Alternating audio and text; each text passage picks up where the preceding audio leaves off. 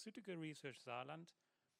His research focuses on drug-target interaction prediction, molecular encoders, and mitigating data leakage in machine learning.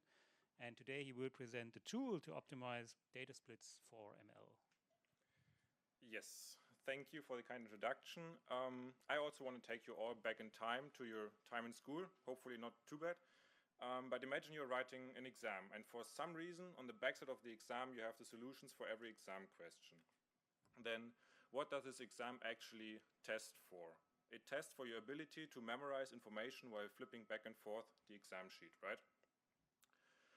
But it does not test for how well you understood the topic of the exam in the lessons or in the homework, which is you should be actually tested on to be able to tell how well you would perform on a certain topic at inference time when the true solution is unknown. And what I just described is called information leakage, where the problem is that at the test time, you or your machine learning model has access to information about the data that is not given at the inference time.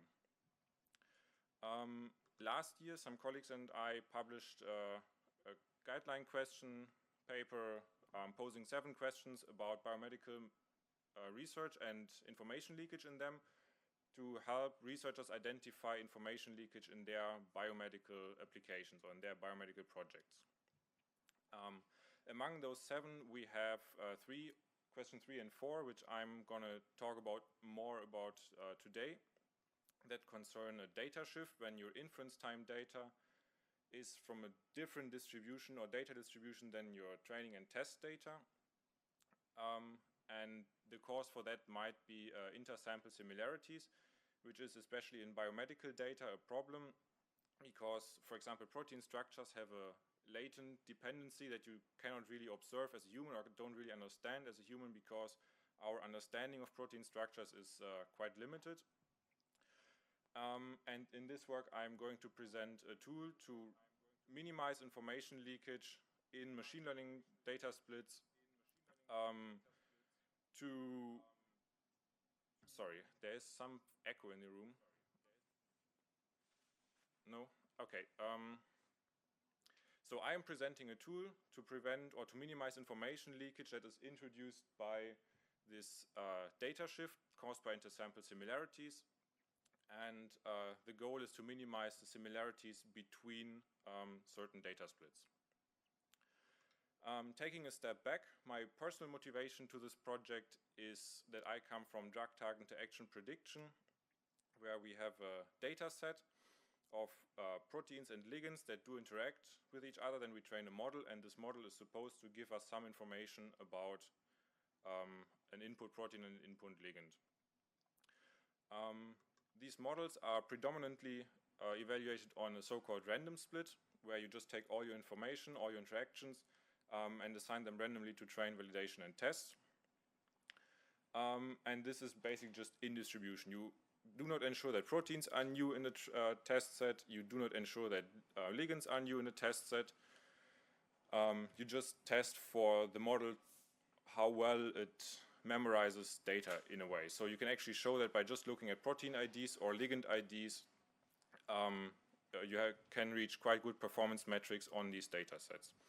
And what has been introduced in the recent years is cold protein and cold ligand splits, where you ensure that no protein and no ligand or no ligand are shared in the... I'm sorry, but...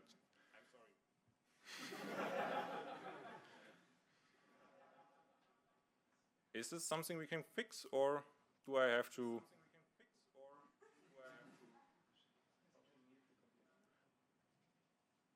Okay, then I have to fight it.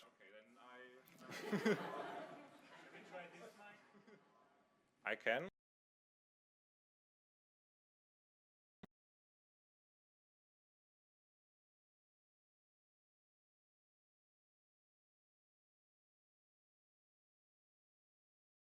Is shared between different splits. But as I said, biological molecules are different than other types of data, and therefore we can also compute cold splits based on the similarities of the data as hinted by the dendrograms here, to make sure that protein clusters are kept apart from train and test set, ensuring that the model is tested for its ability to generalize not only to a new protein, but to a new protein with like a significant difference in sequence or structure, and then determine how well the model understands the properties of the protein. I've been talking a lot about splitters now, or data splitting, so I want to mathematically briefly define what this is. So basically you have a data set and a set of split sizes. You want to find a partition so that parts of the partition match the sizes of your request. And in our work we define a solution of this as a function that maps data points to one of the k splits.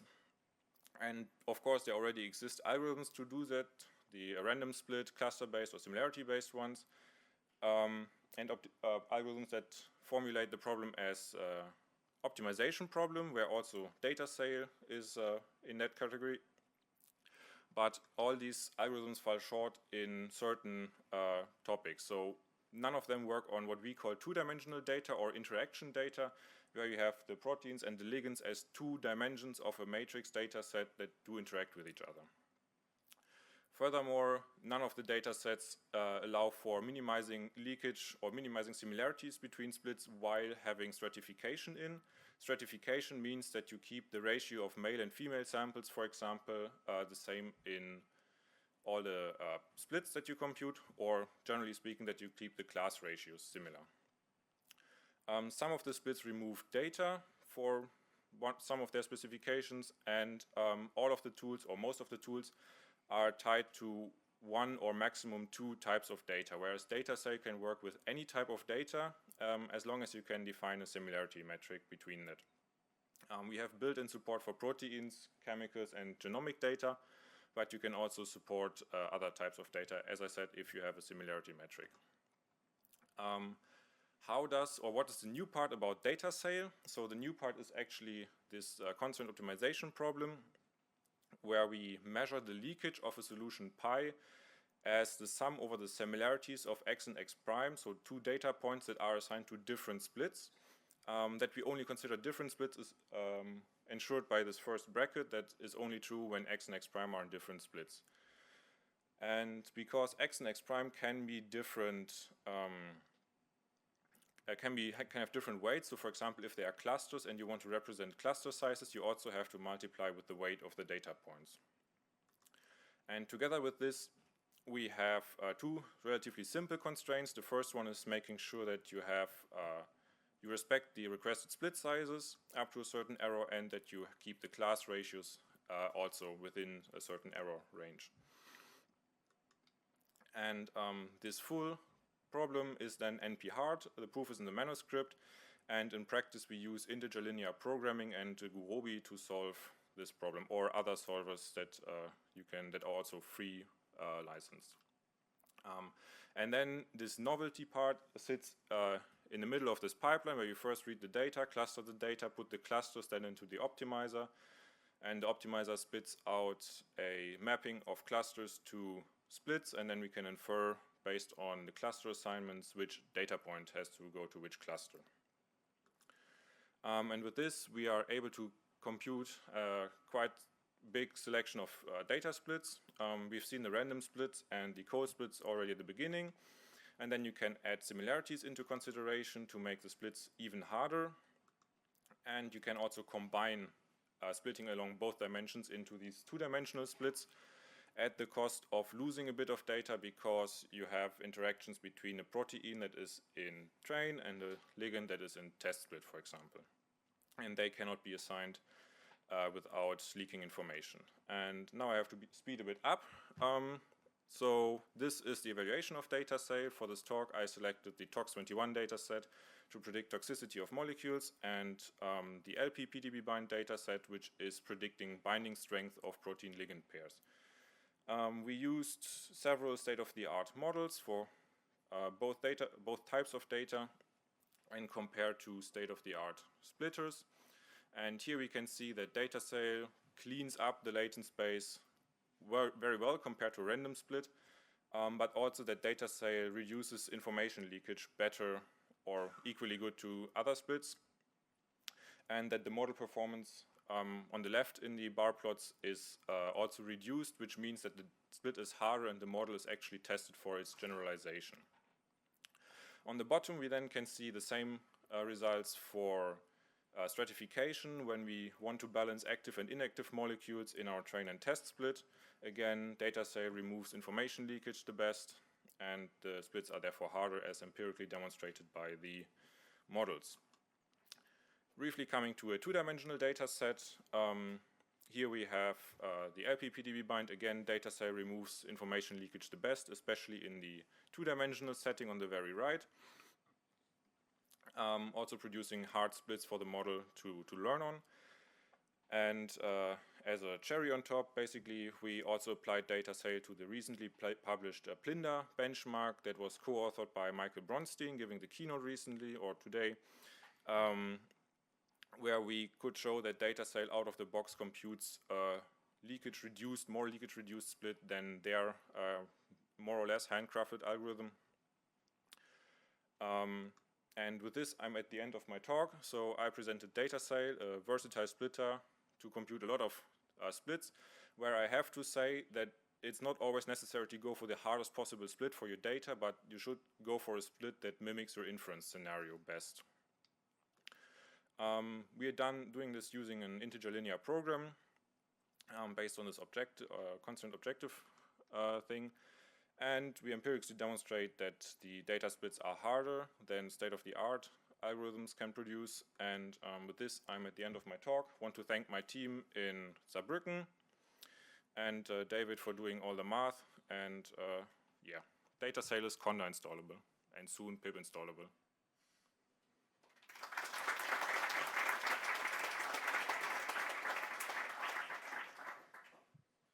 Thank you. Any questions? Yes, please. I was wondering about so you produce splits that are hard on the test set, but I mean, did you also go back to your original, I don't know this Plinda benchmark, did you go back to your original goal, which was build something that generalizes out of distribution better?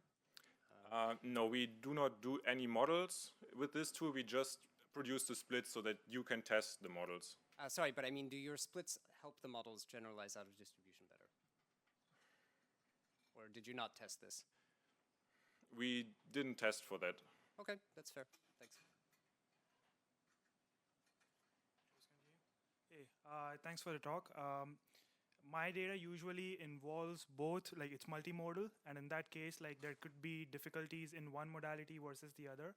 So just because of either different kinds of batch effects, or simply because it's just too noisy or like does not have labels.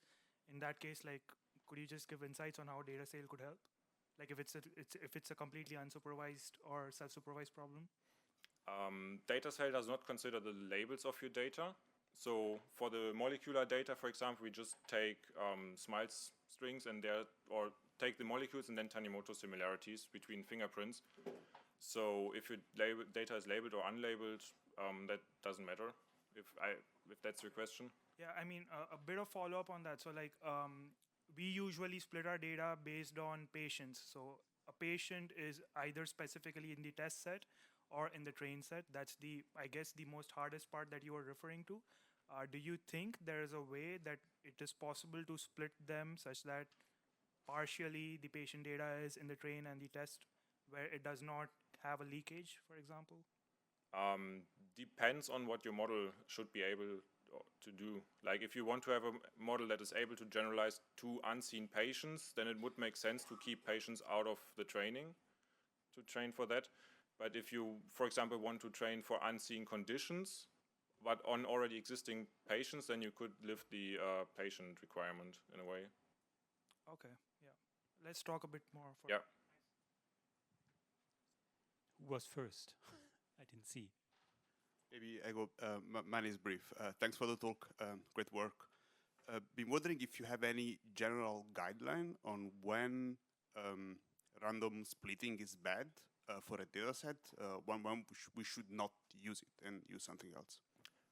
As I said, it depends on your inference scenario. So if you know the inference scenario, then you can create a test set to your needs. So if you have, for example, want to generalize to new patients, you should make sure that you have a separate set of patients in your test set that is not part of your training set. But for example, if you just design a new model architecture and want to see how well this architecture generally works on in-distribution tests and out-of-distribution tests, then you can also do a random split to see how well it memorizes.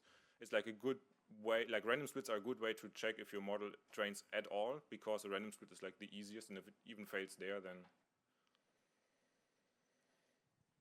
All right, I'm sorry, we have to cut the questions.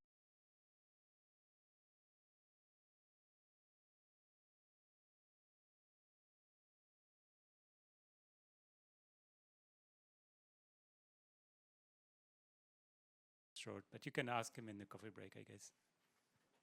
Let's thank him again.